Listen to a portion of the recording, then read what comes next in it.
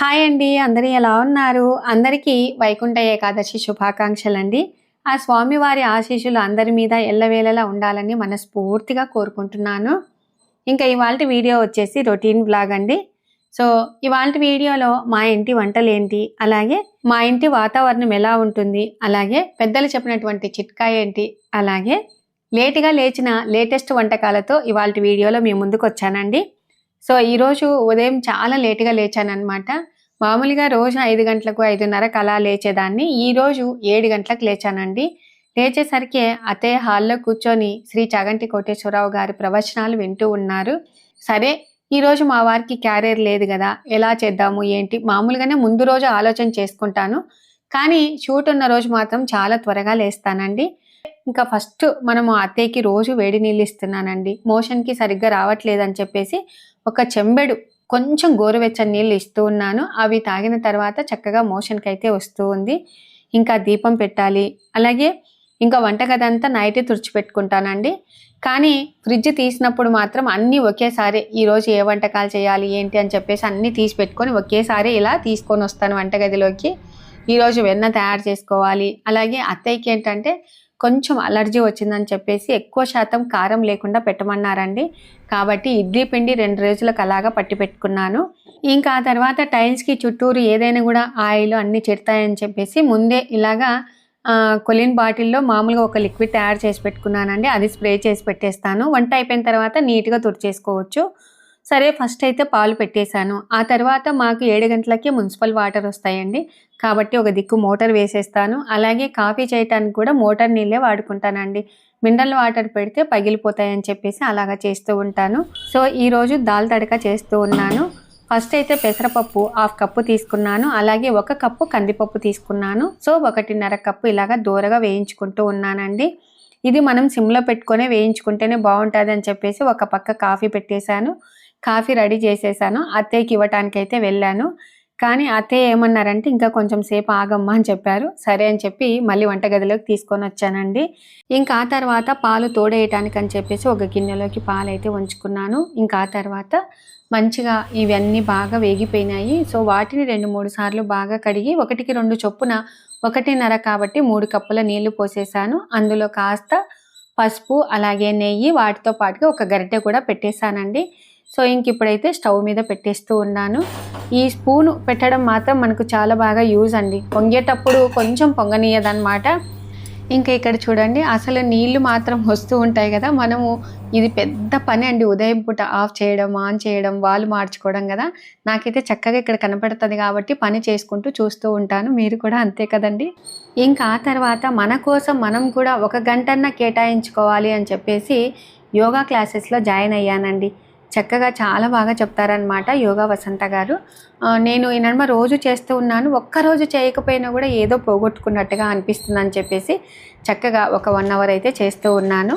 ఇంకా ఆ తర్వాత మామూలుగా మా వారు ఈ డైట్ ప్లాన్ అని చెప్పేసి పిస్తా పప్పు, అలాగే బాదం పప్పు, కర్బూజా విత్తనాలు, కలింగర పండు విత్తనాలు తీసుకొని వచ్చారు. వాటిని ఏం చేయాలి ఏంటి అనేది నాకైతే పెద్దగా తెలియదు. మీకు ఒకవేళ తెలిస్తే తప్పకుండా కామెంట్ చేయండి. ఆ తర్వాత ఫస్ట్ అత్తయ్యకి ఇడ్లీ పెట్టేస్తే పని అయిపోతుంది, అందులో టైం అవుతుంది అని చెప్పేసి ఫస్ట్ అయితే ఒక బాడీలో నీళ్ళు పోసేసి అక్కడ పెట్టేశాను. ఆవిరి వచ్చే లోపల ఇలాగా ఇడ్లీ పాత్రలన్నింటినీ నీట్గా కడిగేసుకొని ఈ విధంగా ఇడ్లీ పిండి వేసేసి పెట్టేస్తూ ఉన్నాను. చాలామంది ఏంటక్క మీ ఫేస్ చాలా గ్లోగా వచ్చింది, ఇంత ముందుకు చాలా డల్గా ఉంది అని అడుగుతూ ఉన్నారండి. సో నా రహస్యం చెప్తున్నాను వినండి. 1 మంత్ బ్యాక్ అసలు చాలా నీరసంగా ఒక వీడియోలో కూడా చూపించానండి. ఫేస్ అంతా గ్లో తగ్గుతుంది, ఏం చేయాలి అని చెప్పేసి మా చిన్నమ్మాయిని అడిగానండి. అయితే మా చిన్నమ్మాయి 40 ఇయర్స్ దాటిన వాళ్ళకు కంపల్సరీగా ఇలాగనే ఉంటుంది మమ్మీ, కొంచెం చర్మం యాలబడటము, స్కిన్ కొంచెం ముడతలుగా రావటము, అలాగే డార్క్ స్పాట్స్ రావటం ఇలా ఉంటాయి. సో ఇలా ఉన్నప్పుడు మనము ఇట్లాంటి సిరం యూజ్ చేస్తే బాగుంటుంది అని చెప్పేసి విల్వా వాళ్ళది బెటర్ ఏజింగ్ సిరం చెప్పిండిందండి. సరే మనము ఫస్ట్ ఏదైనా కూడా స్కిన్ మీద వేసేసి ఒక్క చుక్క డ్రాప్ వేసేసి వంటుతాదా లేదా అనేది చెక్ చేసుకోవాలండి. అది ఇట్లాగా రుద్దిన తర్వాత మనకు స్కిన్ కొంచెం అలర్జీగా రావటము, కొంచెం ఏదైనా గుల్లలుగా అట్లా ఉండటం ఉంటే అసలు వాడకూడదు అనమాట. సో నాకు ఎలాంటి సైడ్ ఎఫెక్ట్స్ లేవు కాబట్టి నేనైతే యూస్ చేస్తూ ఉన్నానండి. మనము నీట్గా ఫేస్ కడుక్కొని ఆ తర్వాత విల్వా వాళ్ళది బెటర్ ఏజింగ్ సిరంని మనము 1-2 చుక్కలు వేసేసుకొని చక్కగా ఇలాగా నీట్గా అప్లై చేసి మొహం మీద, కొంచెం మెడ మీద నీట్గా అప్లై చేసేసుకొని ఒక 5 మినిట్స్ ఆగిన తర్వాత మన దగ్గర ఉన్నటువంటి మాయిశ్చరైజర్ క్రీమ్, విల్వ వాళ్ళది ఉంది, లేదు అంటే మన ఇంట్లో ఉన్నదైనా కూడా హ్యాపీగా మంచిగా మాయిశ్చరైజర్ క్రీమ్ పట్టించేసుకొని చూస్తే అసలు వెంటనే రిజల్ట్ అనేది కనిపిస్తుందండి. నేను ఇది నెల రోజులు వాడిన తర్వాత మీకు చెప్తూ ఉన్నాను, నాకైతే చాలా మంచిగా అనిపించిందండి. నేను మామూలుగా నిన్న హిందూ సమ్మేళనం కార్యక్రమం ఉండింది, అక్కడ కూడా చాలామంది అక్క నీ ఫేస్ చాలా గ్లోగా ఉందని అన్నారనమాట. ఫంక్షన్ నుంచి వచ్చిన తర్వాత కూడా ఫేస్ చూడండి ఎక్కడే కానీ గ్రిప్ తగ్గకుండా నీట్గా ఉందన్నమాట. అట్లే గ్లోగా కనపడుతూ ఉంది. నాకైతే చాలా బెటర్ అనిపించిందండి.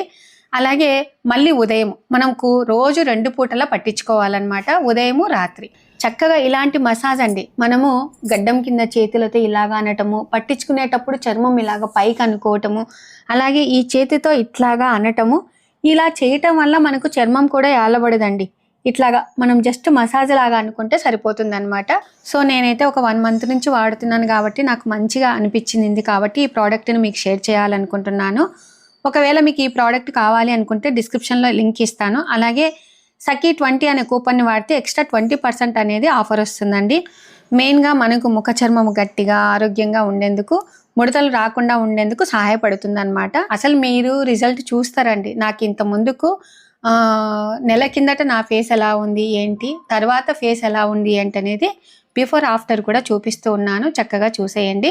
సరే, ఇంకా ఇడ్లీ అయ్యే లోపల మనకి అయిన తర్వాత ఒక 5 నిమిషాలు ఆగాలి, ఆవిరిపోవాలి అని చెప్పేసి అంత లోపల ఇన్స్టెంట్గా మనము చట్నీ చేసుకుంటే బాగుంటుంది అని చెప్పేసి పప్పుల పొడిలో కొంచెంగా పెరుగు, అలాగే ఆనియన్, కొంచెం ఉప్పు వేసేసి ఈ విధంగా లూజ్గా మిక్సీ పట్టుకోవాలండి. ఇంకా ఆ తర్వాత వాటిలోకి పోపు వేస్తూ ఉన్నాను. ఇక్కడ ఆయిల్ వేడెక్కే లోపల చక్కగా టేబుల్ అంతా నీట్గా తుడిచేస్తే మనం వండిన వంటలన్నీ టేబుల్ మీద పెట్టొచ్చు అనే ఉద్దేశంతో టేబుల్ అయితే నీట్గా తుడిచేసాను. ఇంకా ఆ తర్వాత స్టవ్ మీద మనం పోపు వేసేటప్పుడు ఒక్క చుక్క ఆయిల్ పడ్డా కూడా నాకైతే ఎమ్మడి ఇలాగ తుడుస్తూ ఉంటానండి. మీరు కూడా అంతే కదా. ఎంత హడావిడి ఉన్నా కూడా మనమైతే ఆడవాళ్ళం కంపల్సరిగా మిక్సీలో కొంచెం నీళ్లు తొలిపి పోసేది, అలాగే మూతకున్నటువంటి చట్నీ తీసేది ఇలాగ అలవాటు కదండి. సో చక్కగా చట్నీ అయితే రెడీ చేశాను. అలాగే మనం ఇడ్లీ తీయాలి అంటే స్పూన్ని నీట్గా కడిగేసి ఇలాగ అంటే ఈజీగా వచ్చేస్తాయి.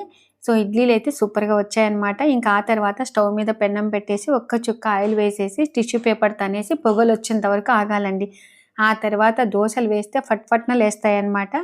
ఇంకా నేను ఇక్కడ వచ్చేసరికి మా వారు అత్తయ్యకి చూడండి చట్నీ కాస్త ఎక్కువగానే వేసేసి పెట్టారనమాట. ఏంటండి అసలు ఇంత చట్నీ వేయకూడదు, అత్తయ్య కొంచెం చప్పగా తినమన్నారు అంటే సర్లేమ్మా నేను కొంచెమే తింటాను అని అనిందండి. ఇంకా ఆ తర్వాత దోశలోకి మనం ఇలాంటి పచ్చికారం చట్నీ చాలా బాగుంటుందండి అని చెప్పేసి పచ్చిమిర్చి, ఆనియన్స్, ఉప్పు, కాస్త చక్కెర, అలాగే కొంచెం చింతపండు వేసేసి ఇలాగ మిక్సీ పట్టుకొని మనం దోశ మీద వేస్తే చాలా బాగుంటుందండి. ఈ కారం ఎక్కువగా ప్రొద్దుటూరు సైడ్ ఎక్కువగా చేసుకుంటారు. మన సైడ్ అయితే ఎక్కువగా రాయలసీమ ఇక్కడికి ఎర్రకారం చేసుకుంటారనమాట. ఒకసారి ఇది కూడా ట్రై చేయండి, చాలా బాగుంటుంది. ఇంకా ఇప్పుడైతే పచ్చికారం వేసేసి వాటి మీద కొంచెం నెయ్యి, కొంచెం ఆయిల్ వేసేసుకొని అలాగే సప్పపప్పుల పొడి వేసేసుకొని దోశ వేసుకున్నామనుకో అదుర్సండి, చాలా బాగుంటుంది. ఇంకా మా వారికి అయితే వేసి ఇచ్చానమాట. ఇంకా అలాగే మా మున్ని, సాకలమ్మ ఆంటీ వచ్చే టైం అయిందండి. ఇంకా వాళ్ళకు కూడా దోశలు వేసేసి పెడితే సరిపోతుంది కదా అని చెప్పేసి వేసేసాను. ఎందుకంటే దేవుడి దగ్గర కూర్చున్నప్పుడు మాటి మాటికి లేయటము అలా నాకు ఇష్టం ఉండదండి. అందరికీ వేసేసి అందరి కడుపులు నింపిన తర్వాతనే ఇలాగ దేవుడి దగ్గర కూర్చొని పూజ చేసుకుంటాను. ఇంకా రోజు మాత్రం కంపల్సరిగా సాయినామం అయితే రాస్తానండి. కొంతమంది ఉదయాన్నే లేచి పూజ చేసుకుంటారు. నాకు ఈ నడుమ వీలవ్వట్లేదండి, చలి ఎక్కువగా ఉంది, అందులో నైట్ లేట్గా పడుకుంటున్నానని చెప్పేసి మనం ఎన్ని చేసినా ఇన్ని గంటలు అనేది ఖచ్చితంగా నిద్రపోవాలని చెప్పి కాస్త లేటుగా లేచాను. ఇంక ఇప్పుడైతే కొంచెం తగ్గుముఖం పట్టిందిలేండి చలి. పూజ అయితే ఇలాగా చక్కగా ఈ విధంగా చేసేసుకున్నాను. ఇంకా ఆ తర్వాత మా వారు మాత్రం రోజు కంపల్సరిగా సాయినామం రాస్తారండి. ఇవి కార్డులు లీలావతక్క ఇచ్చిందనమాట మాకు సాయి సేవకురాలు. అవన్నీ కార్డుల మీద ఇలాగ చక్కగా నామం రాసియండి అమ్మా అని చెప్తే మా వారు రోజు రాస్తూ ఉన్నారు. ఇంకా నేను మాత్రం దోశ వేసుకున్నానండి. సో కొంచెం క్రిస్పీగా ఉండేటట్టు రోస్ట్ చేసుకున్నాను అనమాట. వాటితో పాటుగా ఒక దోశ కూడా ఎక్స్ట్రా అత్తయ్యకి అయితే చేశానండి. ఎందుకంటే ఉదయము కొంచెం తింటుంది, తర్వాత ఎండమన్న తర్వాత కొంచెం తింటుందండి. ఇంకా నేను కూడా దోశ తిన్నానండి. ఈ దోశలోకి ఈ చట్నీ చాలా బాగుంటుంది అనమాట, ఇన్స్టెంట్గా తయారు చేసుకోవచ్చు. అయితే కొంచెం పోపులో ఒట్టిమిరపకాయలు ఎక్కువగా వేసామనుకో ఆ ఒట్టిమిరపకాయలలో ఉన్నటువంటి రసం పిండుకుంటే సూపర్గా ఉంటుందన్నమాట. ఇంకా ఆ తర్వాత అత్తయ్యకి అలర్జీ అని చెప్పాను కదండి, కాబట్టి మొత్తం ఆయింట్మెంట్ అంతా కూర్చున్న దగ్గర మనకి ఎక్కువగా వచ్చింది తామరలాగా, ఆయింట్మెంట్ రాద్దాము అని చెప్పేసి గ్లౌజులు వేసేసుకొని మొత్తం అంతా పట్టించి చక్కగా నీట్గా చేతులు కడిగేసుకున్నాను. అదిగో ఇదిగో అనేసరికి టైము 11:30 అయిందండి. మళ్ళీ భోజనం టైం అయింది, మా వారు వస్తారని చెప్పేసి జీరా రైస్ చేద్దాము, అలాగే దాల్ తడక చేద్దాము అని చెప్పేసి ఉదయము కుక్కర్లో పెట్టేశాను కదండి, మొత్తం అంతా తీసేసి చక్కగా ఉప్పు వేసి ఎనిపేశాను. అలాగే తగినన్ని నీళ్లు పోసాను అనమాట. మనకు జారుడుగా ఉంటే చాలా బాగుంటుంది. ఇంకా ఇక్కడ పోపులో మాత్రము ఆనియన్స్, పచ్చిమిర్చి, టమాటా అలాగే కొంచెం ఉప్పు వేసేసి బాగా మగ్గపెట్టుకున్నాను. ఇంకా ఇప్పుడు ఇందులో తగినంత కారము అలాగే పసుపు, వాటితో పాటుగా కొంచెం ధనియాల పొడి కూడా వేసానండి. ఇంకా ఈ పోపు మగ్గడానికి కొంచెం టైం పడుతుంది కదా, కాబట్టి నేనేం చేశానంటే తడకకు మళ్ళీ ఎక్స్ట్రా పోపు వేద్దాము అని చెప్పేసి ఇంకొక బాండీలో కొంచెం ఆయిల్ పోసి పక్కకు పెట్టేశాను. ఇంకా ఇప్పుడు పోపు బాగా మగ్గిపోయింది. ఆ తర్వాత ఎనుపుకున్నటువంటి పప్పు అందులోనే పోసేసాను. ఇంకా ఆ తర్వాత ఇందులో కొంచెం ఉప్పు తక్కువైందని చెప్పేసి ఉప్పు కూడా వేసేసాను. ఇలా వేసేసిన తర్వాత మనకు బాగా ఉడకాలండి. పప్పులో నీళ్లు పోస్తాం కదా, కాబట్టి బాగా ఉడకాలి. అంత లోపల అక్కడ పోపు పెట్టేసుకుంటున్నాను. ఇందులో శనగపప్పు, మినపప్పు అలాగే ఒట్టిమిరపకాయ, కరివేపాకు బాగా వేయించాను. ఇక్కడ బాగా ఉడికిపోయింది. అలాగే ఇందులో కొంచెం కొత్తిమీర వేసేసాను. మనం వేయించుకున్నటువంటి పోపు కూడా వేసాను. అసలు స్మెల్ అలానే ఉంది, అద్దిరిపోయిందండి. చాలా బాగుందన్నమాట టేస్ట్. ఎప్పుడైనా కూడా పెసరపప్పు, కందిపప్పుతో ఇలాగా మనం తడక చేసుకుంటే చాలా బాగుంటుంది. సరే, ఇంకా మనం జీరా రైస్ చేసుకోవాలి అని చెప్పేసి ఒక 2 కప్పుల బియ్యం అయితే వేసేసాను. ఇవి మామూలుగా కర్నూలు సొన్న బియ్యమేనండి. ఇవి 2-3 సార్లు బాగా కడిగి బియ్యం మునిగేంత వరకు నీళ్లు పోసేసి నానబెట్టేశాను. ఏదైనా మనము తిరువాతన్నం కానీ, జీరా రైస్ కానీ ఇలాంటి రైసులు చేసుకునేటప్పుడు ఒక అరగంట పాటు నానబెట్టుకుంటే రైస్ అనేది మితుగా ఉంటుంది, చాలా చక్కగా ఉంటుందన్నమాట. ఇంకా సరే అని చెప్పేసి నీళ్లు తాగుదామని చెప్పి ఇక్కడ కూర్చొని నీళ్లు తాగేసి అత్తయ్యతో మాట్లాడుతూ ఉన్నానండి. అత్తయ్యకి నడుమ బాగుండట్లేదు కదా, ఎక్కువ శాతము మనం కూర్చొని కాసేపు మాట్లాడితే హ్యాపీగా ఫీల్ అవుతారండి. సరే, ఉదయం మామూలుగా మీగడ తీసి పెట్టాను కదా, సో నెయ్యి చేసుకుందామని చెప్పేసి పప్పు గుత్తితో ఇలాగా నీట్గా అనేసి ఆ తర్వాత మనం చేతితో ఈ విధంగా ఒత్తితే మనకు కొన్ని పాలు బయటికి వస్తాయండి. అదంతా వచ్చేస్తే అప్పుడు మనకు గసి అనేది, మనము కాంచిన తర్వాత గసి అనేది రాదనమాట. సో ఇప్పుడైతే వెన్న ముద్దలన్నీ రెడీ అయిపోయాయి. ఇంకా ఆ తర్వాత వీటిని కడగటం మనం ఎక్కువ శాతం 2-3 సార్లు కడగాలండి. ఎందుకంటే నీళ్ళన్నీ తేటగా వచ్చేంత వరకు కడిగితేనే మనకు ఆ నెయ్యి అనేది ఎన్ని రోజులు ఉన్నా కూడా స్మెల్ రాదు. అది మంచి టిప్ అండి. చాలామంది 2 సార్లు అట్లా కడుగుతారు, కానీ నేను 3-4 సార్లు కడుగుతానండి. నీళ్ళు తేటగా వచ్చేంత వరకు కడుగుతానమాట. చూడండి, ఇంకా ఇప్పుడు ఇందులో కొంచెం మెంతులు వేసేసి ఈ విధంగా కరగబెడుతూ ఉన్నాను. ఈ నెయ్యి ఎన్ని రోజుల నుంచో మనం మీగడ ఎత్తిపెట్టుకుంటాం కదా, సో దగ్గర ఉంటానండి నేనైతే, ఎక్కడ పొంగిపోతుందో ఏమో అని చెప్పేసి. సో పొంగకుండా ఉండడానికి ఇలాగ వెన్న చుట్టూరు ఇలాగ అనేసి ఆ తర్వాత ఒక గరిటె ఇలాగ పెడతానండి. ఇంకా ఇక్కడ చూడండి, రిజల్ట్ బాగా పొంగేటప్పుడు కూడా అసలు పొంగదనమాట గరిటె వల్ల. ఇంకా అత్తయ్యకి మాత్రం ఒక దోశ పక్కకు తీసి పెట్టాను కదా, కొంచెం ఎల్లిపాయ పొడి వేసి ఇచ్చానమాట. నిద్రపోయి లేచిన తర్వాత అందులో బీపీ టాబ్లెట్లు వేసుకుంటారు కాబట్టి కొంచెం సచ్చలాగా ఉంటుంది కాబట్టి కొంచెం టిఫిన్ మళ్ళీ పెట్టాలండి. ఎక్కడ పొంగిపోతాదో అని భయంతో ఇట్లా నిలబడుకొని కొన్ని ఎక్సర్సైజ్లు అయితే ఈ విధంగా చేసుకుంటూ ఉంటాను. అలాగే పొంగేటప్పుడు మాత్రం ఈ టిప్పు పనికిరాదండి. అంటే నెయ్యి అయ్యి పొంగేటప్పుడు మాత్రము ఈ గరిట పనికిరాదనమాట. సరే, నెయ్యి అయితే చక్కగా చాలా బాగా అయింది. అందులో ఒక తమలపాకు వేసుకుంటే బాగుంటుందని చెప్పేసి తమలపాకు వేసేసాను. ఇంకా ఆ తర్వాత జీరా రైస్ అనేది ఎప్పటికైనా నెయ్యితో చేస్తే చాలా కమ్మగా ఉంటుందండి, కాబట్టి తగినంత నెయ్యి వేసేసాను. నెయ్యి ఆల్రెడీ వేడిగా ఉంది అని చెప్పేసి అందులో కొంచెం జీరా రైస్ కాబట్టి జీలకర్ర కొంచెం ఎక్కువ వేసేసాను. వాటితో పాటుగా ఒక 4 పచ్చిమిర్చి చిలికలు వేసాను. అలాగే బిర్యానీ ఆకు, వాటితో పాటుగా ఈ విధంగా కొన్ని జీడిపప్పులు అయితే వేసేసి మంచిగా వేయించుకోవాలండి. జీడిపప్పు పూర్తి ఎర్రగాయేంత వరకు ఉండకుండా కొంచెం వేగిన తర్వాత ఇలాగా మనము అరగంట పాటు నానబెట్టుకున్నటువంటి బియ్యము అందులోనే వేసేస్తూ ఉన్నాము. బియ్యము ఎక్కువ కలపకుండా జస్ట్ అట్లాగా కలిపేసి కొంచెం సేపు వేయించాలండి, అంతే. ఎందుకంటే నానిన బియ్యం ఎక్కువగా కలిపామనుకో బియ్యం విరిగితే మనకు రైస్ అనేది పొడి పొడిగా రాదనమాట. జస్ట్ అలాగా కలిపేసి ఆ తర్వాత మనకు 1కి 1.5 ఎసురు లెక్క నేనైతే 3 గ్లాసుల నీళ్లు పోసేసాను. అందులో తగినంత ఉప్పు కూడా వేసేసానండి. ఇంకా నెయ్యి కూడా చల్లబడింది కదా అని చెప్పేసి ఈ విధంగా వంచుకుంటున్నాను. చూడండి ఎంత బాగుంది కదా, ఈ కలర్లో వచ్చేటట్టు మనం కాంచుకోవాలండి. మనకి ఇంకా ఎక్కువ నిల్వ ఉండాలి అంటే బాగా పేరిన తర్వాత అందులో ఒక బెల్లం ఉంట వేసినా కూడా ఎన్ని రోజులైనా కూడా స్మెల్ ఉండదు. అలాగే ఇలాంటి టిఫిన్లలో ఇప్పటికి కూడా నెయ్యి మీరు కూడా పోసుకుంటున్నారా అనేది తప్పకుండా కామెంట్ చేయండి. ఇంకా జీరా రైస్ అయితే అయిపోయింది. చివర్లో కొంచెం కొత్తిమీర వేసాను. అసలు ఇలా తీస్తూ ఉంటేనే స్మెల్ భలే వస్తుంది. అలాగే పొడి పొడిగా వచ్చిందండి. సూపర్గా వచ్చిందనమాట. ఇంకా అత్తయ్యని నేను కాకులకు పెట్టమని చెప్పానండి. ఎందుకంటే ఎక్కువ శాతం కూర్చోవటం వల్లనే అత్తయ్యకి అట్లాగా పుండ్లలాగా వచ్చాయి అనమాట. అని చెప్పి కొంచెం తిరిగితే బాగుంటుంది అని చెప్పి అత్తయ్య కాకులకు పెట్టి రాపు అంటే వెళ్ళేసిందండి. ఇంకా ఆ తర్వాత మా వారు వచ్చారు. ఈ విధంగా జీరా రైస్ అలాగే దాల్ తడక వేశాను. అసలు ఎంత బాగుందని అంటున్నారంటే, సో ఎంత కష్టపడినా కూడా మన ఇంట్లో వాళ్ళు మనల్ని మెచ్చుకుంటే ఆ కష్టం అంతా ఎట్లాగైనా వెళ్ళిపోతుంది కదండి. సో హ్యాపీగా ఫీల్ అయ్యాను. ఇంకా ఆ తర్వాత అత్తయ్య అండి వేడిగా ఉంది, నువ్వు కూడా తిను అని అంటూ ఉన్నారు.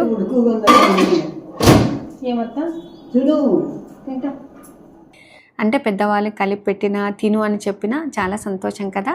ఇంకా నేను కూడా తినేసాను. ఇంకా ఆ తర్వాత మామూలుగా అత్తయ్యకి ఏంటంటే కొంచెం కాళ్ళ నొప్పులు ఎక్కువగా ఉన్నాయండి అని చెప్పేసి రామరసం చేద్దాము. ఇది పూర్వీకులు చెప్పినటువంటి చిట్కా అండి. మన పెద్దవాళ్ళు పూర్వకాలంలో వాడేవాళ్ళు అనమాట. సరే ఇందులోకి కర్పూరము, పుదీనా పువ్వు అలాగే వాము పువ్వు 3 సమపాలలో తెప్పించుకున్నానండి. మీరు ఒకవేళ 50 గ్రాములు 50 గ్రాములైనా కూడా అట్లాగా 3 తెప్పించుకోవచ్చు. అయితే ఇది వేసుకోవటానికి గ్లాస్ కంటైనర్ వాటిలలో వేసుకుంటే చాలా మంచిదన్నమాట. ఇంకా ఇప్పుడైతే కర్పూరం ఇలాగా కొంచెం దంచాను, అలాగే వాము పువ్వును దంచాను, అలాగే పుదీనా పువ్వును ఈ విధంగా 3ంటిని దంచేసి ఈ విధంగా పోస్తూ ఉన్నానండి.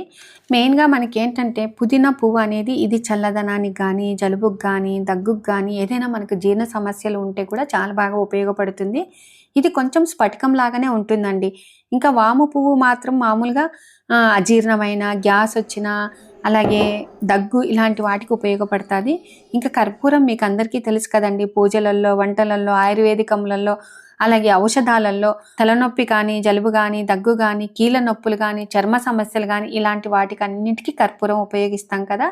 సో ఇదేంటంటే ఈ 3 పోసిన తర్వాత వాటి గుణం ఏంటంటే మొత్తం నీళ్ళలాగా అయిపోతుందండి.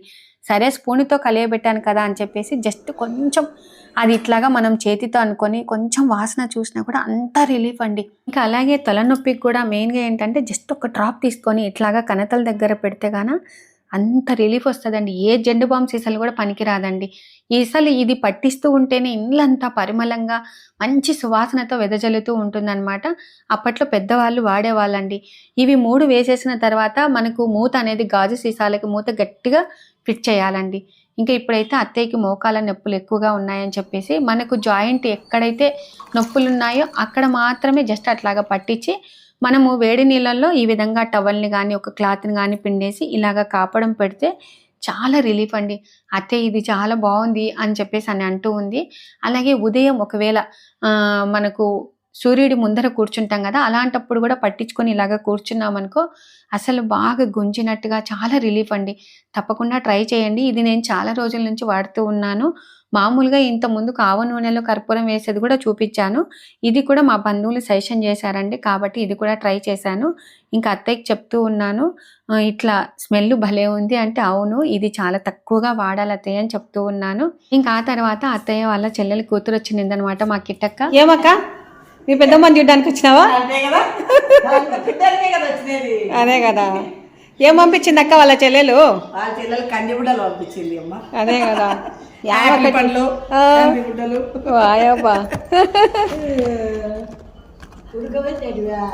కాదు కాదు పచ్చివే. నేను ముందు చెప్పలే కదా పెద్దమ్మ, ఇప్పుడు వస్తప్పుడు కదా. ఏమక్క ఏం చెప్పాలి విజయ? ఇవి చాలా ఇష్టం అనమాట అత్తకి. కందికాయలు, అనపకాయలు, శనగబుడ్డలు ఇట్లాంటివి మాకు బయట దొరుకుతున్నాయి కానీ హైబ్రిడ్, మాకంతా హైబ్రిడే గది. అసలు అలాంటి బుడ్డలు మాకు దొరకవు. ఈ రోజు నేను చేసినటువంటి జీరా రైస్ రెసిపీ వచ్చేసి కిటక్కనే చెప్పింది గాయస్. బాగుంది అక్క. అనుకోకుండా వచ్చి నేను కూడా టేస్ట్. అదే కదా, దాల్ తడక తర్వాత జీరా రైస్ బాగా చేస్తావు అక్క నువ్వు. అదే కదా, అనుకోకుండా ఏమంటే రెసిపీ పర్ఫెక్ట్ గా చెప్తావు. అందరు ఊకే ఇది అంతే ఇది ఇంతే అంటారు కానీ నువ్వు పర్ఫెక్ట్గా చెప్తావు కాబట్టి నీకే చేసేది ఫస్ట్ కాల్, తర్వాత భారతమ్మకి. అంటే నా నోరు పాడు నోరు మంచి టేస్ట్ కోరుకుంటా. ఇంట్లో కరెక్ట్ టేస్ట్ వచ్చింది అనుకో, ఫ్యామిలీ అంతా హ్యాపీగా తింటారు ఎవరి ఇంట్లోనే సరే. అంతే.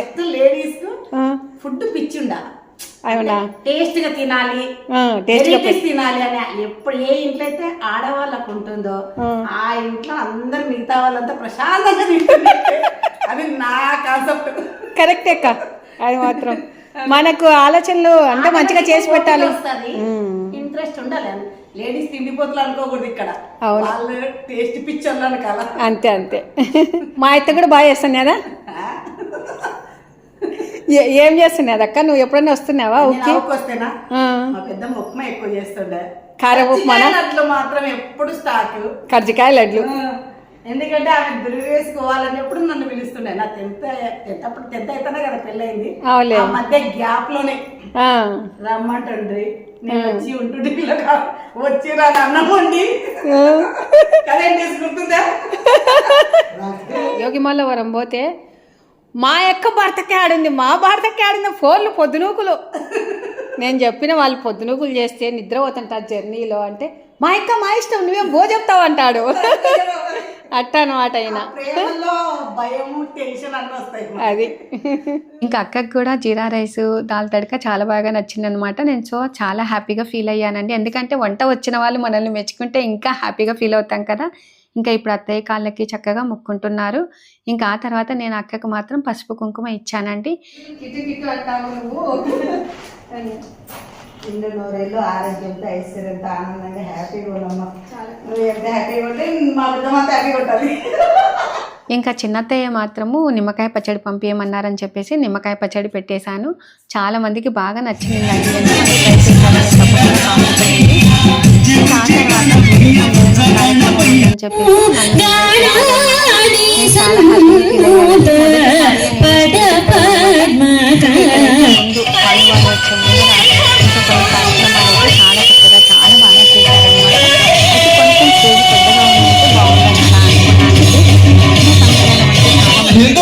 హైందవ సంస్కృతి కార్యక్రమం అండి. ఇది 100 సంవత్సరాల దినోత్సవం సందర్భంగా ప్రతి జిల్లాలో చేస్తూ ఉన్నారు. అలాగే రీసెంట్గా తిరుపతిలో జరిగినటువంటి కార్యక్రమంలో మన శ్రీ గౌరవ మాట్లాడుతూ పిల్లలకి స్పైడర్ మ్యాన్, బ్యాట్స్మెన్ ఎంత గొప్పగా చెప్పుకుంటామో అదేవిధంగానే ఆంజనేయ స్వామి అర్జునుడు కూడా గొప్పగా చెప్పాలని అన్నారు కదండి. సో చాలా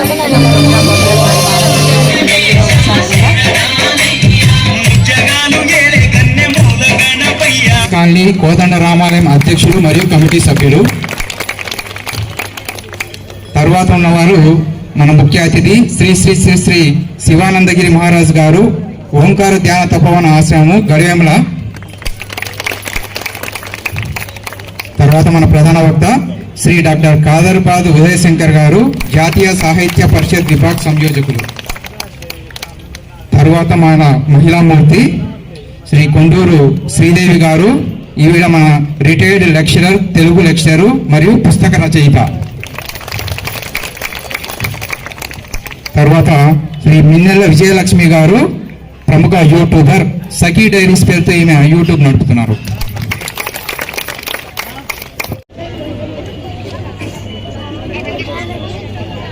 ఇప్పుడు మాల ధరింపడం జరిగింది.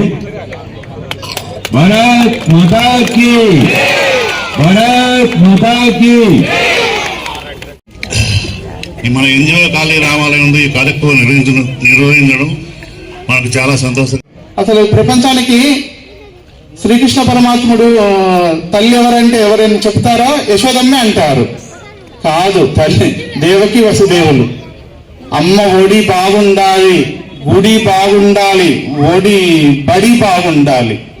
ఈ మూడు ఎప్పుడైతే మన భారతదేశం వ్యాపారం గురించి, నీ వ్యవసాయం గురించి, నీ వృత్తి గురించి నువ్వు 24 గంటలు ఇలా శ్రద్ధ పెడతావో, ఈ దేశంలో ఏం జరుగుతుంది, ఈ సమాజం మీద ఏం జరుగుతుంది తెలుసుకోవాల్సిన బాధ్యత నీది. ఇలా బయటపడ్డది మొత్తం కుట్ర, లేకపోతే దేశమంతా అల్లకల్లోలం. కాబట్టి దేశంలో ఏం జరుగుతుంది, ఒక భారతీయ పౌరురాలిగా నేనేం చేయాలి, ఈ ధర్మం కోసం నేనేం చేయాలి, ఇది ఆలోచన చేయాలి. నేను ముందే చెప్పాను, భగవంతుడు నీకు ఈ శరీరం ఇచ్చింది ఒక పర్పస్, ఒక మంచి పర్పస్ కోసం నీ శరీరం ఉపయోగపడాలి. వయస్సుతో నిమిత్తం లేదు. 8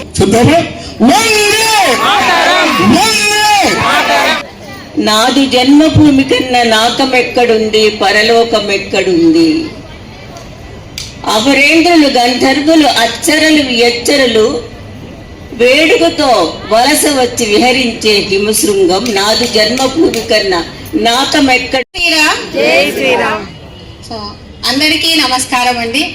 ఇక్కడ కూర్చున్నటువంటి పెద్దలకు, అలాగే నా తోటి వాళ్లకు, నాకన్నా చిన్న వాళ్ళకి నా హృదయపూర్వక వందనాలు. అలాగే ఆర్ఎస్ సంస్థలో నిర్వహిస్తున్నటువంటి హైందవ బంధువులందరికీ నా ధన్యవాదములండి. నేను చెప్పాలనుకునేటివి సోమల గారు, అలాగే సార్ గారు, అలాగే మేడం గారు చెప్పారనమాట.